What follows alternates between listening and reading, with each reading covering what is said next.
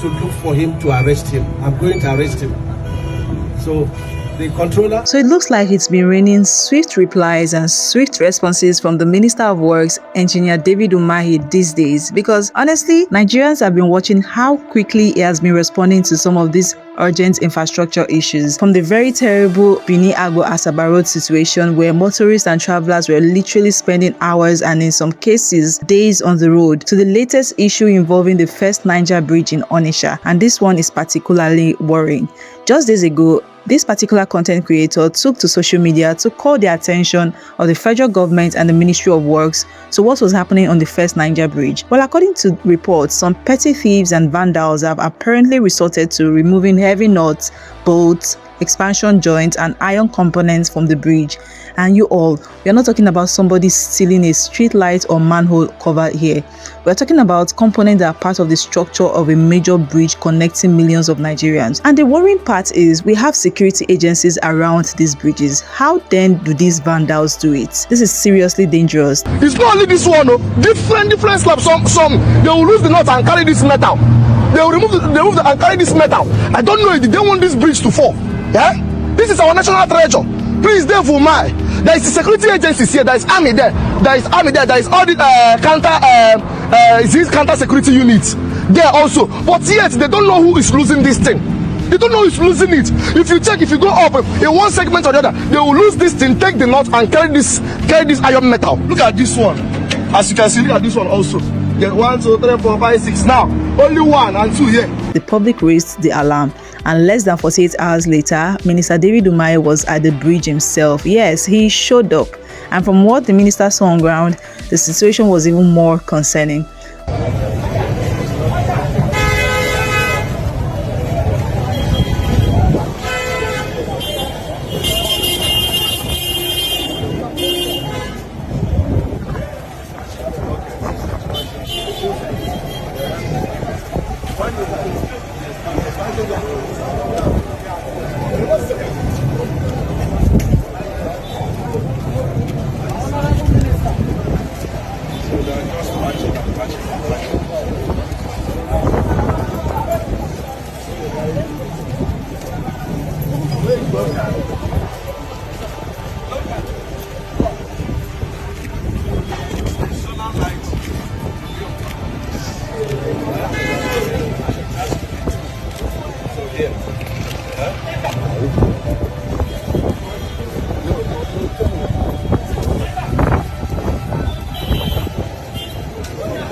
Umahi said some of the boats holding the bridge together had been vandalized and stolen, while an overhead steel bar had also been disconnected. He immediately directed officials to procure replacement bolts and commence repairs. But it did not stop there. The minister ordered that the entire First Niger Bridge be fitted with CCTV cameras alongside solar street lights with the surveillance connected to the police so that anyone caught trying to vandalize the bridge can be identified and arrested immediately. Thank you. We saw this vandalization through the social media, and I think Arise TV also showed it this morning, I was told. And I want to thank the public and the TV station that highlighted this. We have more trouble than we even saw on the social media. We will go and inspect because the overhead steel bar over there is been disconnected, and that is even more trouble than this.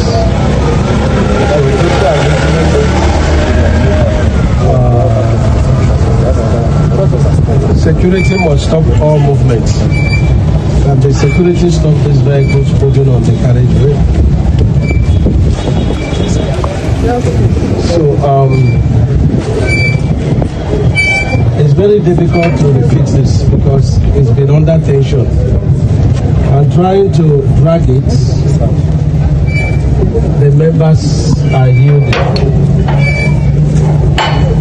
So first is that the ones that we can fix, we have to fix it don't open another one.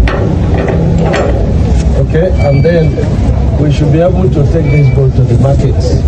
Controller, were you able to see some of this? We saw some. And this is where the story gets really interesting, because while Umahi was already dealing with the Niger Bridge issue, other major infrastructure matter was waiting for him along the same corridor. Umahi has ordered the arrest of the managing director of Heartland Nigeria Limited over a 14 billion naira road contract. According to the reports, the contractor was awarded an 11-kilometer road project from Summit Junction to the head bridge. But despite reportedly receiving about 14 billion naira, the minister said only about 40% of the work had been completed. Heartland. And then we paid them. I think we paid them up to 14 billion. And when I paid them that money, we reached an agreement. We are going to finish 11 kilometers from the Summit Junction to this head bridge with the money I'm paying you, and then do channelization, hydraulic structure. That's what we agreed. But today, they have just done about 40% of agreement. And so, I recalled the MD to discuss with him for them to come back to site. I am going to look for him to arrest him. I'm going to arrest him. So the controller, you look for the MD of Heartland, arrest him, so that, and I want Engineer Musa to tell the directors CMR to call up the APG immediately. You have to write to the banks to pay us that money. And this is what we are going to look at, the kind of mess we are having. Even to do small filling on the road, that is wickedness. It's wickedness. Engineer Musa, you have to do something about, immediately by tomorrow morning. They have to fill this, this head bridge, okay, both of them. Okay, yes. And then we have to scope the right-hand side, maybe about 1 kilometer. Look at the kind of traffic jam in this location because of the wickedness of our contractors. And they have to bring down all their payments and all the certificates. You have to do this instruction and send to me. This is very important. Every of their certificates in all the jobs, and we are going to sanction Heartland. This is not acceptable. But we will do something. We'll do something. The controller of Anambra, I think you are very proactive, and I can see you are good. Delta controller, you're also very good. But let me, give a sound of warning to all our controllers. If a project is going on, whether there is payment or not, you cannot allow the situation of the road to be like this. It's your responsibility to at least insist for stone base to be used to fill these places. I don't want to see this kind of embarrassment again. There are places that, even 20,000, 50,000, 100,000 can fix and lessen the suffering of the people. We inherited, terrible, roads that in the entire country, you wouldn't see any place that didn't have a problem. But the president is doing his best. The president is trying. Before, nobody passes this Summit Junction to the head bridge. And when we ran to the president, he released money immediately. Road and the bridges they are not the only problems of this country. So when we are able to give out more, then we should be able to manage it with contractors to ensure that the problems of the people are lessened. This is very important. Let me also give you an order. If you see anybody that is doing dredging, I don't want to know who the person is. You have to cause an arrest immediately. It's when you have arrested, then you tell me. Okay? When you see a contractor that is on a road and a section is not passable, you do an arrest. When you arrest, you let me know. Enough is enough. Okay? And TCCCC, they have done clearing, in this, bypass 2A. And they have passed through people's homes. Yes, we know we have not paid them, and we are going to pay them. But it's in their own interest to at least put drainages to protect people's homes against erosion. If anybody complains of erosion in his house, I will hold them squarely responsible. In fact, I will arrest them. So let them immediately put the drainages on two sides of the road to control destruction of people's houses. And I thank the governor of Delta State very seriously. He paid the billions and billions for compensation on this 2A, section. I thank him. It shows the love for his people. It shows commitment. It shows that he has placed the welfare of the people, because he knows that if we allow traffic, within their suburbs, then his economy will collapse. So he's a very wise, governor. I commend him very well. Commissioner for Works, thank him for me. Thank him for me. So thank you very much.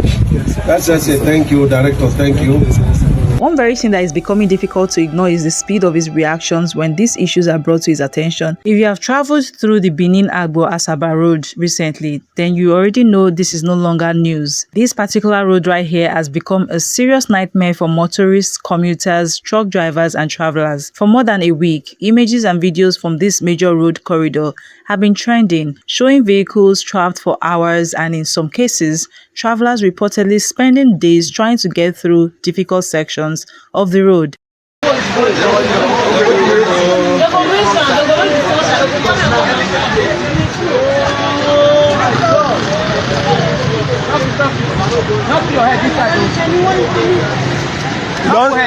You don't sing for grand. In love. In love. In love.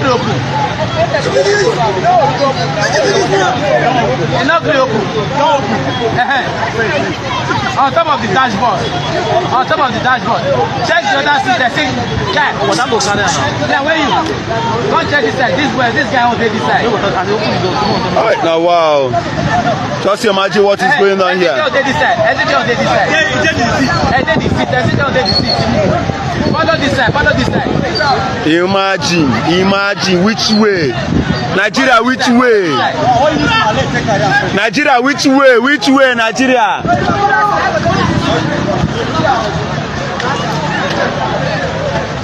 Nigeria, which way? Some people they road. This 3 days now. This is the 3rd day. People know you know they move. You know they see no leave, no transfer. Siam. Oh. Yeah. This is how bad the situation became. But now, there appears to be a major development. The Minister of Works, David Umahi, has moved swiftly to the Benin-Agbo-Asaba road to assess the situation and address the problems surrounding the road. And this intervention is particularly significant because the road was reportedly handed over to a concessionaire under a public-private partnership arrangement in 2025. So the big question is, how did a major road under a PPP arrangement get to this point? I want Nigerians to be assured that when we get there, we solve that problem. It's not caused by Ministry of Works. It's caused by, our attempt to involve private sector in road development as is done in other places. But this concessionaire came and removed over 30 kilometers of the asphalt and threw it away and closed the yard and left. And today people are suffering. We are going to be talking to the independent engineer and our lawyer, and of course the concessionaire. So there's going to be a robust engagement, even with the governor of Edo State. Now my Minister of State is going to go to Ifaki and Iti Road. Incidentally, in 2024, the president saw the terrible nature of that project, and he called me and said we should take care of it. We have redesigned it, and when he goes, he's going to bring up a report which we show to Mr. President.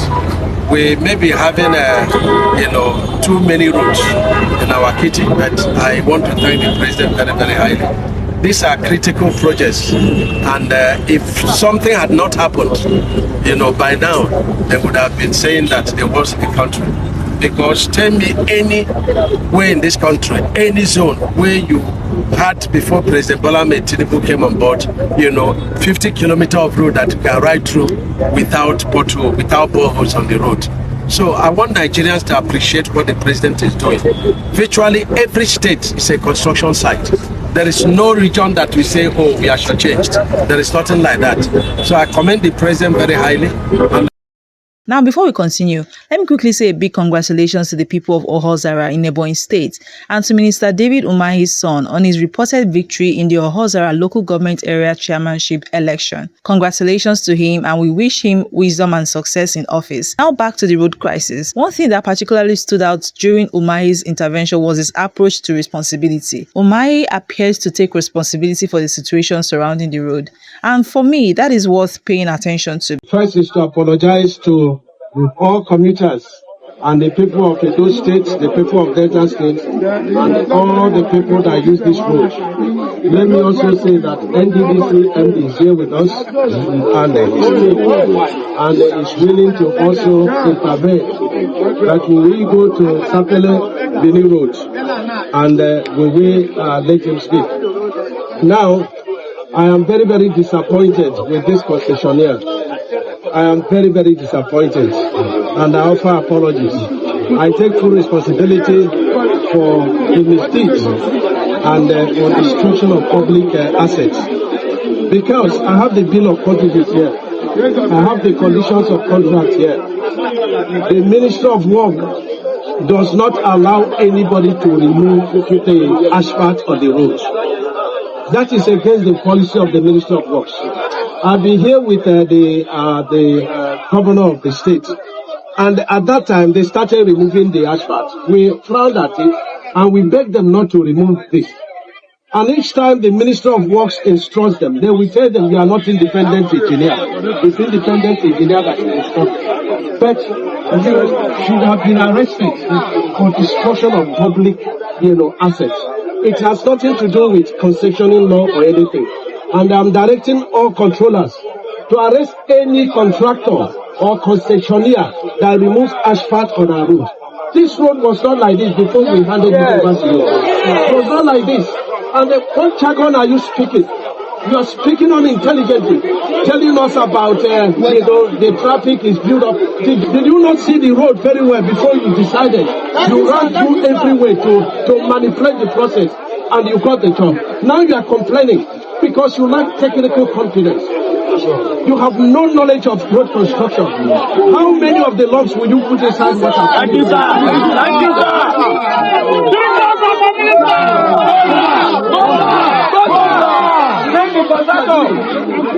You have no medical statement. You have no technical confidence. You have no technical staff. And now you have brought untold hardship. President is seeing the sufferings of the people. And the president has directed us to come here and do whatever is possible. The thing about concession is that it's all, most of it are in the pretentious platform. You do all that you need to do and let the government act. Then you go and start making money from government for what you didn't work for. But the law is there. There is what is called overriding public interest. And so we are very disappointed with this. A competent contractor would have known what to do. Because when you are doing concessioning, you have to find out about the technical competence of the so-called concessionaire. You have to find out where the concessionaire has done job before. We are talking about reputation and integrity. Where else have you done work? You are learning how to do construction on our road. You couldn't have put all this inside water. Again and again, we apologize. This is so sad, and it is unexcusable. And so, we are inviting concessionaire and all the contractors within Edo State. We have invited them. We have invited ICRC. We invite the independent, engineer. We all meet in the conference room of Edo State government, and then we agree on way forward. And we have to put the people ahead of every law. We have to put the sufferings of the people ahead of all this mago that is going on here. This is very dangerous. And if we leave this, the concessionaire may not be safe on the road. My staff, Minister of Works, may not be safe on the road. Yeah. Because there is an extent, you must not provoke the people. This is provocation that is at this highest level. Yeah. Where people cannot pass through the road because of greed, because of lack of confidence, because of manipulation. It's a pity. On the Asaba axis, where luckily they have not gone for destruction, you will be absent CCCC. to excavate all the potholes and put lumps and put stone base, sharp sand stone base, and use cement to stabilize it, and then turn it for traffic. After about 14 days, they will put wearing course, binder course on it. That is technical competence. That is how to work. And when you're working, you even used to use an image to find out the weather condition. And when you are working, you have to ask about environmental, impact assessment. When is the rain in this place? Yes. When do you know how to? In fact, I'm disappointed. I'm disappointed. And let me announce to the people of Niger Delta that the president has already directed me that we should redesign all the roads from Lokoja, down to Benin, down to Warri, and to 401 kilometers by 2. And it's going to be my president!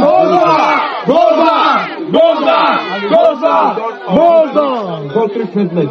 This is very important. The president has also directed that we discuss with concessionaires. We need to reconstruct these roads, not this palliative pandemonium that is going on, not this pretentious palliative okay. This road has a lot of traffic, and it deserves to be reconstructed properly with reinforced concrete pavement. So that discussion is going to take